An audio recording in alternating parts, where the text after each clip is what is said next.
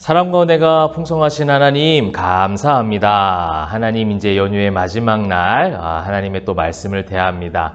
우리의 육신의 쉼과 안식을 주신 하나님, 이제 또 오늘 연휴의 마지막 날에 주실 하나님 말씀을 기대하면서 있사오니 우리의 마음과 우리의 몸과 모든 삶에 있는 일상 가운데 새로운 힘이 공급되게 하시고, 혹 우리의 마음 가운데 상처가 있거나 마음 아픈 일이 있었다면 오늘 다시 주신 하나님의 말씀을 통해서 그 은혜들을, 그 사랑을 기억할 때 하나님의 은혜로 말미암아 충분히 자족하고 만족하고 이겨낼 수 있는 힘이 생겨날 수 있도록 말씀이 있는 시간 가운데 함께하여 주시옵소서. 호회마교회 성도님들 또한 전국 각지에 또 세계 각지에 흩어져 있는 주의 모든 백성들 하나님의 은혜 가운데 위로하여 주옵시고, 그들에게 말씀의 힘과 능력을 더하시사 있는 곳곳에서 복음의 선한 영향력을 끼치는 주의 모든 자녀들 다 되게 하여 주시옵소서. 감사드리며 살아계신 예수 그리스도의 이름으로 기도합니다. 아멘. 여러분 반갑습니다. 이제 긴 연휴의 시간들이 이제 끝이 나고 있습니다. 오늘 이제 마지막 연휴고요. 내일부터 또 일상에서의 시간을 보내게 되실 텐데, 또 연휴가 사실은 몸과 모든 것들이 더 또 피로해질 수도 있을 것 같습니다. 그러나 여러분 오늘 또 말씀을 읽으면서 기도했듯이 또 새로운 힘과 또 위로와 충전이 있기를 소망합니다. 말씀을 통한 참된 기쁨이 회복되는 그런 시간이 되기를 주님의 이름으로 축원합니다. 자, 오늘은 창세기 48장부터요. 마지막 이제 창세기를 다 읽게 되겠습니다. 창세기 48장의 말씀에 보게 되면 이제 요셉이 이제 야곱의 노쇠함을 보고 이제 요셉의 두 아들이 있죠. 이제 므낫세와 에브라임. 므낫세가 장자입니다. 그리고 차자가 에브라임인데요. 두 이제 아들, 어떻게 보면 야곱에게는 이제 손자인데요. 두 손자에게 이제 축복을 하고자 합니다. 이제 4절에 보시게 되면 내게 이르시되 내가 너로 생육하고 번성하게 하여, 이제 야곱이 이제 그런 표현을 하는 것이죠. 하나님의 토부가 무엇인지를 노년에 이제 많은 여러 가지 또 험악한 세월을 보내면서 그런 것들을 많이 경험을 하고 또 고백하고 있는 것 같습니다. 어제도 우리가 고백했듯이 여러분 교회와 가정, 여러분의 모든 삶 가운데 하나님의 토부의 범위 안에서 생육하고 번성하여 의의 열매를 많이 맺으시면 좋겠습니다. 이제 그것을 이제 축복을 하려고 하는데요. 그러면서 이제 이 모든 이 3절에 보시게 되면 이거 가나안 땅 루스에서 전능하신 하나님이 내게 나타나사 복을 주셨다라는, 이전에 하나님께서 은혜를 주셨던 것을 기억하고 상기하는 모습이 나옵니다. 사랑하는 성도 여러분, 신앙의 삶이라는 것은 하나님의 은혜를 기억하는 삶인 것 같아요. 그것을 기억하고 고백하는 것이 말씀 보며 기도의 시간 가운데 확인하는 것이고, 그것을 기억할 때 하나님 앞에 온전한 감사와 영광을 올려드리는 거거든요. 이제 나중에 이제 다음 주가 이번 주부터 해서 다음 주까지 우리가 출애굽기 말씀을 보게 되면 광야 생활 가운데 수많은 불평과 원망이 나온 이유가 무엇입니까? 그 전에 또 오늘 하나님께서 주셨던 그 은혜들을 자꾸만 망각한다라는 겁니다.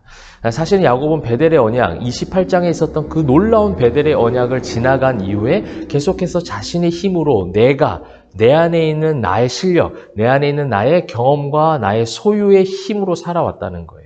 그것은 그 베델의 언약에서 내가 너와 함께 하겠다라는 그 말씀을 기억하지 않고 망각했던 삶을 살았던 것을 지금 이 48장에서 그가 이야기하는 겁니다. 처음으로 고백하는 거예요. 그 가나안 땅 루스에서 전능하신 하나님이 내게 나타나서 복을 주셨듯이 내가 너에게 생육하고 번성하는 토부의 축복을 내리기를 소원한다라는 겁니다. 이것이 이제 후손들에게 내려가기를 소원하는 거예요. 자신의 삶을 살아오면서 그것을 망각하고 살았던 내 인생처럼 우리의 후손들이 되지 않기를 바라는 마음으로, 우리의 다음 세대가 그렇게 되지 않기를 바라는 마음으로 그 받았던 은혜를 기억해서 전수해 주는 것이죠. 이것이 어떻게 보면 신앙의 부모님들의 역할입니다. 하나님 나에게 은혜를 주셔서 나에게 큰 하나님의 섭리와 축복을 허락하셨습니다. 그래서 내가 그렇게 살아왔습니다. 끝나는 것이 아니라 그 은혜들을 자꾸만 우리 자녀들이 이야기해 주는 거예요. 아빠가, 엄마가 이전에 이러한 일로 인해서 하나님께서 이러한 은혜를 주셨고, 이렇게 섭리하셨고, 이렇게 보호하셨고, 수많은 실패와 실수 가운데서도 하나님 나를 이렇게 위로하셨단다라는 이야기를 부모로서, 또 교회에서 교사로서, 신앙의 선배들로서 우리의 많은 주변에 있는 아직은 그 축복이 무엇인지, 아직은 그 은혜가 무엇인지 모르는 자들에게 자꾸 이야기해 줄 수 있어야 된다는 거예요. 그러기 위해서 내가 먼저 그 은혜를 기억할 줄 알아야 되겠죠. 이것이 있었다라는 겁니다. 그래서 이제 그들에게 이제 요셉의 아들들에게 축복을 하는데요. 그 축복을 하는 장면에서 이제 쭉 넘어가서 14절에 보시게 되면 이스라엘이 이제 야곱이죠. 오른손을 펴서 차남 에브라임의 머리에 얹고 왼손을 펴서 므낫세의 머리에 얹었다라고 나와 있습니다. 자, 이 오른손이라는 성경의 어떤 의미는요. 그 힘과 권위와 그 복의 근원을 상징해요. 하나님의 오른손, 그 오른팔 이런 것을 상징하는데 그래서 그 오른팔은 누구에게 지금 얹어야 되냐면 므낫세, 장자인 므낫세에게 줘야 되는 부분이고요. 왼손이 에브라임이 가야 되는 거예요. 그런데 므낫세는 장자로도 팔을 엇바꾸어 얹었더라라고 이야기하고 있습니다. 이제 엇바꾸어서 가는 거죠. 그러니까 이게 오른손이 에브라임을 향하고 있고 왼손은 므낫세를 향하고 있는 모습이죠. 이런 자연스러운 모습이 아니라 엇바꾸어져 있는 그런 모습을 이것이 이제 요셉이 보기에 17절 보시면 그 아버지가 오른손을 에브라임 머리에 얹은 것을 보고 기뻐하지 아니하여 그 하나님의 섭리와 하나님의 인도하심을 그토록 인정하고 믿었던 요셉도 이 부분은 조금 아니다라고 생각했던 것 같아요. 그러나 이것마저도 하나님은 이 야곱, 이스라엘 된 야곱을 통해서 이 에브라임과 므낫세를 그렇게 축복하시고 나중에 훗날에 이 지파가 므낫세 지파와 에브라임 지파가 여기 나와 있는 야곱이 축복한 그대로 성취가 되어져 가는 것을 보게 돼요.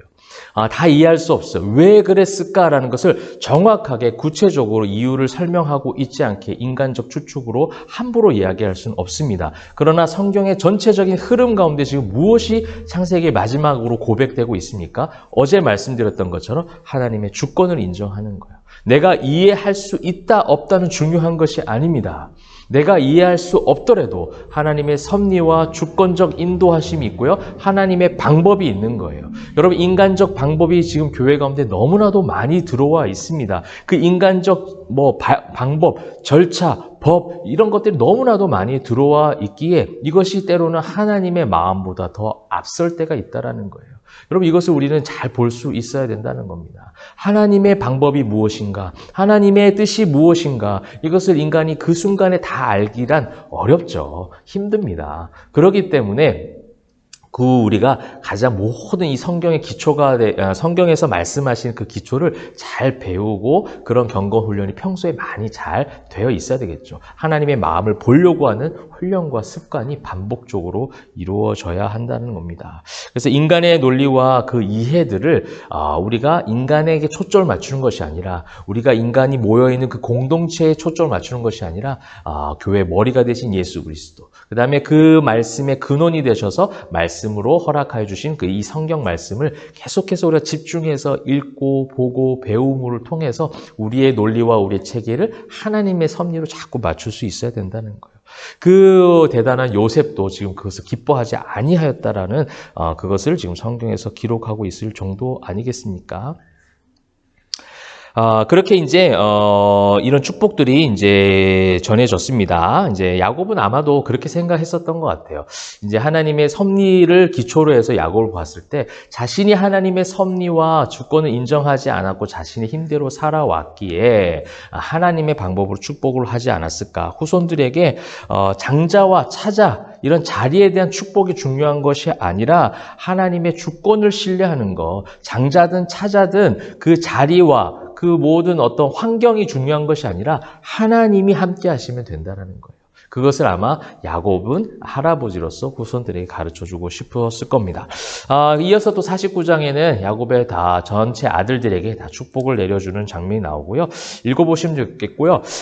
이 자녀들에 대한 축복이 나중에 훗날에 후세대들에게 정확하게 이제 이 축복과 이 약속들이 성취되어져 가고 그런 방향으로 하나님이 인도하실 것이라는 그런 어떤 예표가 되는 축복의 메시지입니다. 그래서 루벤은 이렇게, 그럼 나중에 루벤 지파가 어떤 식으로 하나님이 인도하셨고 유다 지파는 이러한 의미로 이렇게 축복을 하셨는데 유다 지파는 또 어떻게 인도해 가시는지 그대로 인도해 가시는 것을 성경의 말씀을 통해 볼 수가 있습니다. 하나님의 섭리와 인도하심이 인간의 그 어떤 뛰어남보다 하나님의 가장 미련함이 인간의 그 어떤 뛰어난 것보다 훨씬 높다라고 성경이 이야기하잖아요. 바로 그거예요. 하나님이 이 축복하시면 단순하게 아들들을 그냥 유언하듯이 축복하는 것이 아니라 이대로 그대로 이끄시는 하나님의 계획하심이 이미 지금 만들어져 있고 그대로 성취가 되어져 갈 것이다 라는 것을 약속해주고 계십니다. 그 다음에 이제 마지막 50장에는요, 이제, 요셉이 그의 아버지 얼굴에 굽으려 울며 입맞추고, 한마디로 이제 야곱이 소천을 하게 되죠. 이제 3절에 보면 40일이 걸렸으니 향으로 처리하는 데는 이 날수가 걸림이며, 애굽 사람들은 70일 동안 그를 위하여 곡하였다. 누가 곡하였다고요? 애굽 사람들이에요. 여러분 앞서서 분명히 말했습니다. 애굽 사람들, 히브리 사람들과 겸상하지 않는다라는 것이 세상의 관습이요 문화였고 그들의 어떤 삶의 모습이었는데도 불구하고 지금 히브리 사람 한 명이 죽은 것에 대해서 다 함께 곡하고 울고 애도하는 기간을 함께 가졌다는 거예요. 누구 때문입니까? 네, 요셉 때문이고 또 요셉을 그렇게 이끄신 하나님의 은혜죠. 하나님의 섭리라는 거예요. 여러분 세상이 지금 얼마나 성도들과 교회에 대해서 부정적인 시각을 갖고 있습니까? 그것이 세상 사람들의 문제입니까?